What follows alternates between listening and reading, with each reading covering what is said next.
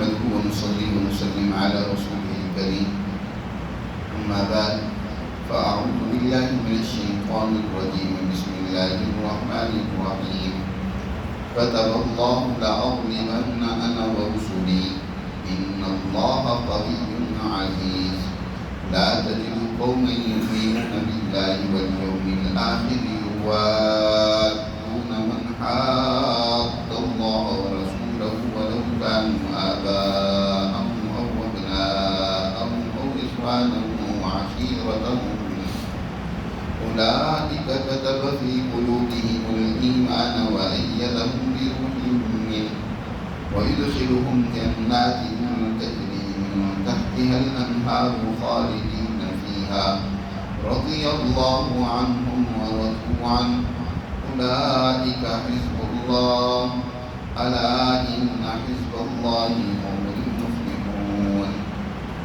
صدق الله العظيم. یہ سورہ مجادلہ کی آخری آیات ہے. اس سے پہلے درس میں اللہ سبحانہ و تعالی نے حزب الشیطان شیطانی گروہ اور جماعت کے افعال و کردار کا تذکرہ کیا ہے. ان آیات مبارکہ میں اس شیطانی گروہ کے مقابلے میں جو سچی جماعت ہے جس کو اللہ نے حزب اللہ کہا ہے، جو اللہ کی جماعت ہے، اس کی صفات کا بیان ہے. اور ان کی صفات سے قبل اللہ نے ایک بنیادی اور اہم مضمون واضح کیے ہیں کہ اللہ نے یہ بات روز ازل سے طے کر دی ہے کہ دنیا میں ہمیشہ آخر کار سچائی ہی غالب آتی ہے. پائیداری دوام سچائی کا ہوگا، یہ نہیں ہو سکتا، کیونکہ اللہ نے اس مالک جس کائنات کے خالق جس کائنات کو بنایا ہے تو دنیا میں شر ہی پھیل جائے اور شر ہی شر رہے، ایسا نہیں ہے. اللہ نے اس دنیا کو بنایا ہے خیر کے لیے، تو غلبہ آخر کار خیر ہی کا ہوگا، اور اس خیر کے حامل انبیاء علیہ السلام اور ان کی جماعتیں ہی دنیا میں غالب آتی ہیں. اور اس دور میں ان تمام خیروں کے اور بھلائیوں کے جامع جناب رسول اللہ صلی اللہ علیہ وسلم کی ذاتی گرامی، لہذا اللہ نے یہ بات لکھ دی ہے، نوشتہ تقدیر میں طے کر دیا. کتب اللہ لأغلبن انا ورسلی، اللہ نے یہ بات لکھ دی ہے کہ میں اور میرے رسول وہی ضرور غالب آئے، یعنی میرا فیصلہ ہی دنیا پر غالب آئے گا اور میرے رسول ہی کا دنیا میں غلبہ ہوگا. ان کے مقابلے کی شیطانی جماعتیں، شیطانی طاقتیں، قوتیں، چاہے وقتی طور پر ان کا کتنا ہی روب دبدبہ ہو، وہ جھاگ کی طرح ہے. وَأَمَّا مَا يَنْفَعُ النَّاسَ فَيَمْكُثُ فِي الْأَرْضِ، باطل آخر کار روح کا زبر جھاگ کی معنی اور وہ فنا ہو جاتا ہے.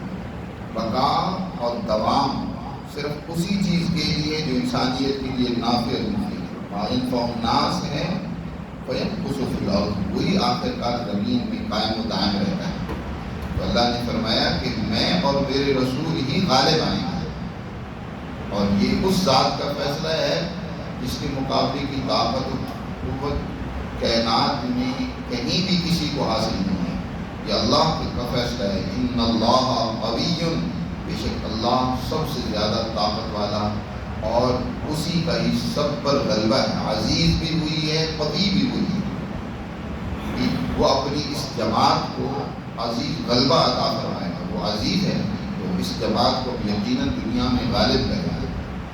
وہ چھوٹی سی جماعت جو حضور کی تربیت اور تعلیم کے نتیجے میں تیار ہو رہی ہے، اس کے مقابلے کی شیطانی جماعت جن کے ہتھ کنڈے اس وقت بہت دور دراز تک پھیلے ہوئے ہیں، یہودی ہیں مدینہ میں اور ان کے ہم نوا منافق ہیں جن کا تذکرہ گزشتہ آیات میں ہوا. ان یہودیوں نے چاہے کیسر و کسریٰ سے اپنے روابط قائم کر رکھے ہیں، جو اس وقت کی دنیا کی ایک سپر پاور ہے، دنیا کے اوپر ان کا تسلط ہے، لیکن قرآن کہتا ہے کہ وہ ناکام ہوں. وہ ذلیل و رسوا ہو۔ ایسی جماعت بھلا غالب کیوں نہ آئے ان منافقوں اور ان جھوٹی جماعتوں کے مقابلے میں۔ ان کی ایمان کا یہ عالم ہے، جب وہ اللہ اور اس کے رسول پر ایمان لے آئے اس کے مقابلے میں انہیں کوئی بھی عزیز اور محبوب نہیں ہے، چاہے ان کا کتنا ہی کوئی قریبی سے قریبی ہی کیوں نہ ہو، کیونکہ ان کی محبت اب اللہ اور اس کے رسول سے وابستہ ہو چکی ہے، اس نظریے سے وابستہ ہو چکی ہے جس کو انہوں نے قبول کر لیا، جس کو اسلام کہتے ہیں۔ اسلام سے وہ اپنا دامن جوڑ چکے ہیں، اب ان کے لیے نہ کوئی رشتہ داری ہیں جو اس کے مقابلے کی ہیں، نہ کوئی اور تعلق داری ہے۔ اللہ تعالیٰ اس کو اپنے الفاظ میں بیان فرماتا ہے، لا تجد قوما یؤمنون باللہ والیوم الآخر، نہیں پائیں گے آپ ایک قوم کو جو اللہ پر اور آخرت کے دن پر ایمان رکھتے ہیں نا، آپ ان کو نہیں پائیں گے کہ وہ محبت کرتے ہوں ان لوگوں سے جو اللہ اور اس کے رسول کے مخالف اور دشمن ہیں۔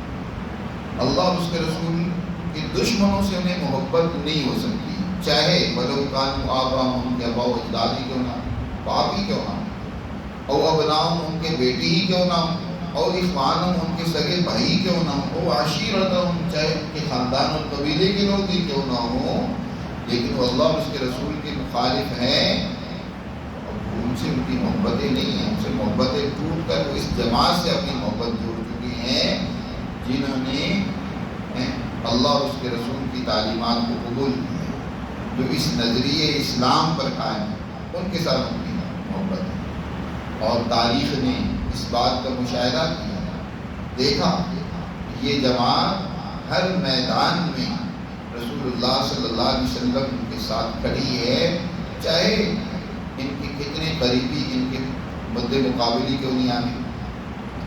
بدر کی میدان اور جنگ کو ہی لے لی، بدر کے معرکہ میں رسول اللہ صلی اللہ علیہ وسلم کے مقابلے میں ان کے خاندان کے لوگ ہیں،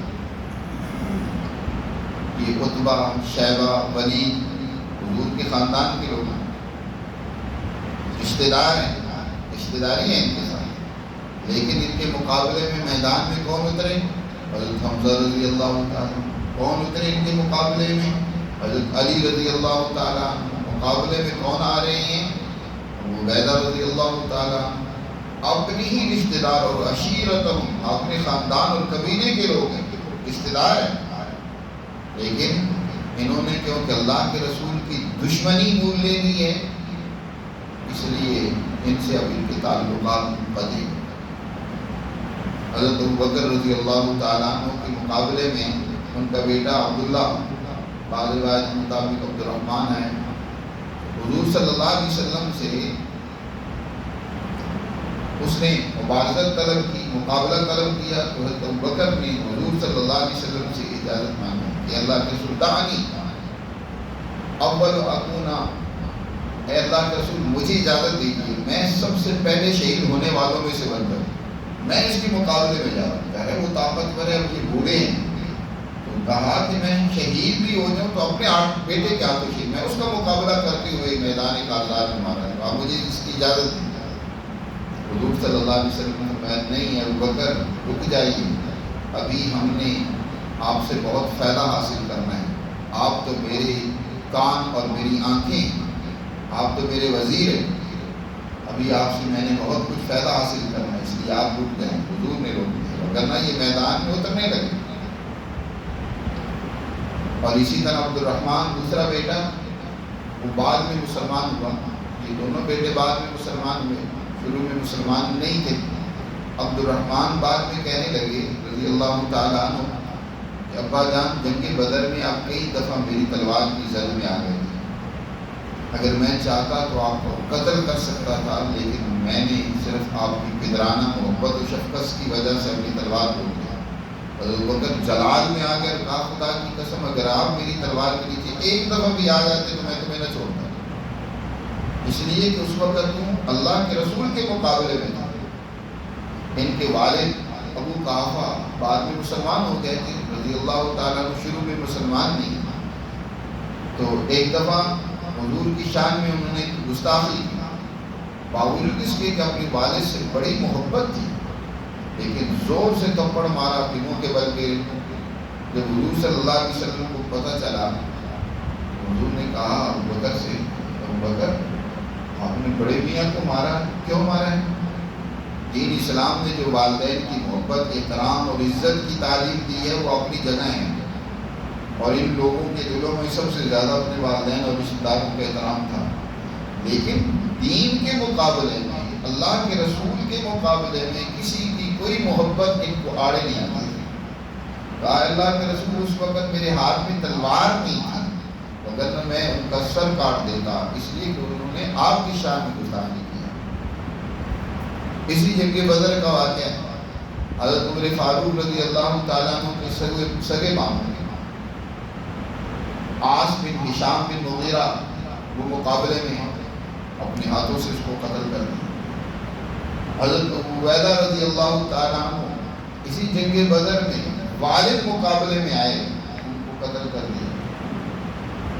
حضرت مصعب بن عمیر رضی اللہ تعالیٰ عنہ نے اپنے بھائی ابو عبید کو قتل کر دیا، اور ان کے دوسرے بھائی عزیر بن عمیر، وہ جب گرفتار ہوئے ایک انصاری ان کو باندھ رہے تھے، حضرت مصعب بن عمیر کی نظر ان پر پڑی تو کہا اس کو زور سے باندھنا، مضبوطی سے باندھنا، اس کی ماں بڑی امیر ہے اور اس سے صحیح فدیہ ملے گا۔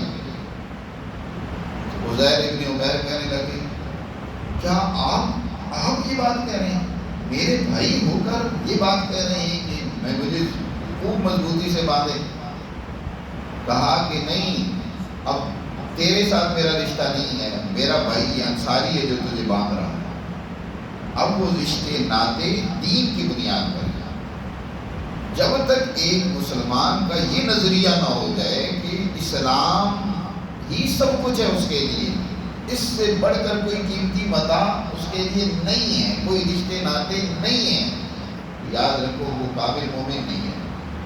قرآن نے دوسری جگہ پر فرمایا ان کان آباؤکم و ابناؤکم و اخوانکم و ازواجکم و عشیرتکم واموال اقترفتموها وتجارة تخشون کسادها ومساکن ترضونها احب الیکم من اللہ ورسولہ وجہاد فی سبیلہ فتربصوا حتی یأتی اللہ بامرہ۔ اگر تمہارے ابا و اجداد، تمہاری اولادیں، تمہارے خاندان کے لوگ، تمہارے بھائی، تمہاری بیویاں، تمہارے مال، تمہاری جائیدادیں، ان میں سے کوئی چیز بھی جو انسان کو دنیا میں محبوب ہو سکتی ہیں، اگر تمہیں اللہ اور اس کے رسول اور دین کے راستے میں جہاد سے زیادہ عزیز ہیں تو پھر اللہ کے عذاب کا انتظار کرو، پھر تم اللہ کی رحمت کی مستحق نہیں ہو بلکہ اللہ کے عذاب کی مستحق ہو۔ تو اس آیت مبارکہ نے اس حزب اللہ کی بنیادی شان یا یہ ذکر کی ہے کہ وہ اللہ اور اس کے رسول سے سب سے بڑھ کر محبت رکھتے ہیں۔ ان کے مقابلے میں اگر چاہے ان کے کوئی بھی خاندان اور رشتے کے لوگ آ جائیں، اور ان منافقوں کا حال دیکھ لو، ان کا حال یہ ہے کہ یہ دوستیاں کن سے قائم کی ہوئے ہیں؟ یہودیوں سے، ان سے ان کے تعلقات ہیں، ان کے ساتھ ان کی ساز باز ہے، اور وہ اللہ کے رسول کے دشمنوں رومیوں سے تعلق رکھتے ہیں۔ آج مسلمان کا حال یہ ہے، اپنے مفاد کے لیے، اپنے لالچ کے لیے وہ کیا کرتا ہے؟ جاسوسی کرتا ہے، وہ چاپلوسی کرتا ہے، اپنی قوم کو تباہی و بربادی کی طرف لے کر جاتا ہے۔ دین اسلام کی تعلیمات کی پرواہ نہیں ہوتی، بس مفاد غالب آ جاتا ہے۔ بلکہ پیچھے اللہ تعالیٰ نے منافقوں کی ایک حالت یہ ذکر کی ہے کہ جھوٹی قسمیں کھاتے ہیں اپنے آپ کو سچا باور کرانے میں۔ تو سچائی عمل و کردار سے پتہ چلتی ہے، قسموں سے نہیں پتہ چلتی کہ تم قسمیں کھاتے رہو کہ ہم بڑے مومن ہیں، ہم بڑے اللہ اور اس کے رسول سے محبت کرنے والے ہیں، ان سے بات نہیں بنے گی، عمل اور کردار سے، جو اس جماعت کا ہے۔ اللہ تعالیٰ ارشاد فرما رہے ہیں اولئک کتب فی قلوبہم الایمان، یہ وہ لوگ ہیں کہ جن کے دلوں میں اللہ نے ایمان کو لکھ دیا ہے، ایمان ان کے دلوں میں پیوست کر دیا، اور وَأَيَّدَهُم بِرُوحٍ مِّنْهُ، اور اپنی روح کے ذریعے سے یعنی قرآن مقدس یا نور ایمان کے ذریعے سے ان کو مزید تقویت دی ہے کہ وہ نور ایمان ان کے دلوں کی بشاشت بن چکا ہے۔ یہ نور ایمان سے مطمئن ہے، اس کی لذت و چاشنی محسوس کرتی ہے۔ یا قرآن مقدس روح منہ سے مراد قرآن مقدس بھی ہو سکتا ہے، یا ایمان کا وہ نور اور چاشنی۔ حضور صلی اللہ علیہ وسلم نے فرمایا نا، ایمان کی بھی حلاوت اور مٹھاس ہوتی ہے، جیسے کہ مٹھائی کی مٹھاس ہوتی ہے نا، سب انسان محسوس کرتے ہیں، اس سے کئی گنا بڑھ کر ایمان کی مٹھاس ہوتی ہے۔ جب وہ کسی انسان کو نصیب ہو جاتی ہے تو پھر اسے پتہ چلتا ہے کہ ایمان کیا نعمت ہے۔ تو اللہ نے وہ ایمان کی چاشنی اور مٹھاس ان کو عطا فرمائی ہے، اس کو قرآن نے روح منہ سے کہا ہے۔ تو ان کے دلوں میں اللہ نے اس کو پیوست کر دیا۔ وَيُدْخِلُهُمْ جَنَّاتٍ تَجْرِي مِن تَحْتِهَا الْأَنْهَارُ، اللہ انہیں ایسے باغوں میں داخل کرے گا جن کے اندر نہری نظام چل رہا ہوگا، بہترین نہریں بہہ رہی ہوں گی، صاف و شفاف پانی کی، دودھ کی، مختلف نعمتوں کی نہریں بہہ رہی ہوں گی، مشروبات کی۔ اور دنیا میں بھی اللہ انہیں یہ نعمتیں عطا کرے گا، زرخیز سرسبز و شاداب علاقے فتح کے طور پر اللہ ان کو عطا کرے گا۔ اس سچی مسلمان جماعت کا جب یہ کردار تھا، اپنے نظریے کے ساتھ یہ وابستگی تھی، ایمان پر ایسی پختگی تھی، تو پھر نتیجہ کیا نکلا کہ اگلے دور میں اللہ نے ان کو عراق، شام اور یمن، یہ سارے سرسبز و شاداب علاقے اللہ نے عطا فرمائے، ان پر انہوں نے فتوحات حاصل کی، دنیا میں بھی یہ نعمتیں ملی، اور آخرت کے اندر بھی اللہ ان سے بڑھ کر بڑی نعمتیں اور جنتیں عطا فرمائے گا۔ رضی اللہ عنہم ورضوا عنہ، اور فرمایا اللہ ان سے راضی ہوا اور یہ اس اللہ سے راضی ہوا۔ یہ ہمیشہ ہمیشہ کے لیے نعمتیں ان کو ملیں گی، وہاں رہیں گے جنتوں میں، اور ہمیشہ کے لیے اللہ کی رضا و خوشنودی کے یہ مستحق ہوئے ہیں۔ یہی در حقیقت اللہ کی پارٹی ہے، اولئک حزب اللہ، یہ اللہ کی جماعت ہے، یہ اللہ کی تنظیم ہے۔ یاد رکھو، الا ان حزب اللہ هم المفلحون، بے شک اللہ کی پارٹی ہی وہ کامیاب ہو۔ یہ دشمن، یہ شیطانی جماعتیں ناکام اور ذلیل و رسوا ہوں، یہ دنیا کے اندر بھی ذلیل ہوں گی اور کل آخرت قیامت کے دن بھی ذلیل و رسوا ہوں گی۔ تو اللہ سبحانہ وتعالیٰ نے ان آیات مبارکہ میں حزب اللہ، اپنی اس پارٹی اور جماعت کی کامیابی کا اعلان کیا ہے جس کی تربیت نبی کریم صلی اللہ علیہ وسلم نے کی، جن کا نظریہ اتنا پختہ، ایمان اتنا راسخ کہ اب ایمان کے مقابلے میں، دین اسلام کے مقابلے میں چاہے کوئی کتنا ہی پیارا اور عزیز کیوں نہ آ جائے، یہ اس کی رعایت نہیں کرتے، ان کو سب سے زیادہ عزیز یہ ایمان ہے۔ یہاں بات ضمناً سمجھ لینی چاہیے کہ اللہ سبحانہ و تعالیٰ نے یہ بات بھی فرمائی کہ انہیں کوئی رشتہ اور عزیز اللہ اور اس کے رسول کے مقابلے میں زیادہ محبوب نہیں ہے، اس سے بڑھ کر نہیں ہے، سب کچھ اللہ اور اس کا رسول اور ان کی تعلیمات ہے دین اسلام۔ اس کا مطلب یہ نہیں ہے کہ آج کوئی آدمی اپنے والد سے، اپنے کسی رشتہ دار سے، وہ چاہے کافر ہو، اٹھ کر لڑنے لگ پڑے، اس کا بھی، ان کا مقابلہ کرنے کا بھی ایک طریقہ کار ہے۔ انفرادی جنگ، لڑائی جھگڑے کی اجازت نہیں ہے۔ نبی پاک صلی اللہ علیہ وسلم کی یہی جماعت ہے۔ مکہ میں حضور کی طرف سے اجازت نہیں تھی، مکہ میں یہ رشتہ دار باوجود موجود ہونے کہ انہیں خود ستا رہے ہیں، تکلیفیں پہنچا رہے ہیں، لیکن ان کے خلاف ہاتھ نہیں اٹھایا۔ مکہ میں زیادہ تر تکلیفیں صحابہ کو اپنے عزیزوں سے پہنچی، اپنے رشتہ داروں سے پہنچی۔ کیا صحابہ بزدل تھے، کمزور تھے، دبنے اور ڈرنے والے تھے، لیکن وہاں اللہ کے رسول کا حکم کیا تھا، کفوا ایدیکم، اپنے ہاتھوں کو روک کر رکھنا ہے، تم نے اپنے ہاتھ نہیں استعمال کرنا۔ اس لیے کبھی کوئی نظام نہیں ہے، تیاری نہیں ہے، کوئی انفرادی جنگ کی بات تو ہے نہیں، یہاں یہ اجتماعی جنگ ہے، غلبہ دین کی بات ہے، دین اسلام کا ایک نظام اور سسٹم قائم کرنے کی بات ہے۔ ہاں جب مدینہ میں ایک ریاست قائم کر لی، اب مقابلے میں وہ جماعت، اس میں اپنے عزیز اور رشتہ دار بھی ہیں، وہ اس مسلمان جماعت کی اس ریاست کو، اس نظام کو توڑنا چاہتی ہے، اب مقابلے میں آئی ہے۔ اب اس جماعت نے اس کی پرواہ نہیں کی کہ یہ میرا رشتہ دار ہے، یہ میرا باپ ہے، یہ میرا بیٹا ہے، یہ میرا بھائی ہے، یہ میرے خاندان کے لوگ ہیں، بلکہ اب جو بھی اس سچے نظریے کے مقابلے میں ہیں، اللہ کے رسول کے مقابلے میں ہیں، اس کو ہٹا دیا، راستے سے قتل کر دیا۔ انفرادی یہاں مخالفت کی بات نہیں، یا اجتماعی بات ہے۔ اس کو اس لیے فرمایا اولئک حزب اللہ، یہ اللہ کی جماعت ہے اور دنیا میں اسی کا غلبہ ہوگا۔ غلبہ دین کی بات ہے، جب تم اپنا سسٹم اور نظام غالب کرنا چاہتے ہو، قائم کرنا چاہتے ہو، راستے میں کوئی بھی رکاوٹ ڈالے، اس رکاوٹ کی پرواہ کیے بغیر تم آگے بڑھتے چلے۔ جب اتنے قریبی رشتے دار وہ اگر راستے میں رکاوٹ بنے، ان کو بھی ختم کرنے کا حکم ہے۔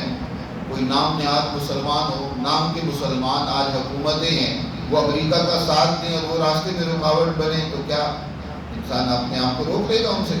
صرف اس لیے کہ جی وہ نام کے مسلمان اپنے آپ کو کہہ رہے ہیں۔ کردار تو ان کا دشمنوں کے ساتھ ہے، عمل ان کا دشمنوں کے ساتھ ہے، دشمنوں کو پناہ دے رکھی ہیں، ان کو اڈے فراہم کر رکھے ہیں، اور وہاں سے وہ دشمنوں کی مقاصد پورے کیے جا رہے ہیں۔ دنیا میں شیطانی کردار وہاں سے ادا کیا جا رہا ہے۔